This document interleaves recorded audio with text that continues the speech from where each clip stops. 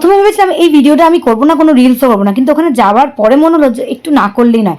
আমার পর সকালবেলায় হঠাৎ করে আমাকে বলো চলো রিন্টি আজ রবীন্দ্র সদন যাওয়া যাক। তো যেমনি বলা তেমনি কাজ, ফটাফট আমি রেডি হয়ে নিলাম আর আমার বরের সঙ্গে বেরিয়ে পড়লাম রবীন্দ্র সদনের দিকে। আর ওখানে গিয়ে দেখলাম কি সুন্দর সাজিয়েছে, কারণ হচ্ছে কিছুদিন আগে 25শে বৈশাখ গেছিলো আর সেই উপলক্ষে সাজানো অনেক প্রোগ্রামও হচ্ছিল। আমি কোনো প্রোগ্রাম দেখিনি, শুধু ঘুরেছি। আর ওখানে এত সুন্দর সাজানো গোছানো, এত ভালো লাগছিল, নানা রকম স্টল বসেছিল।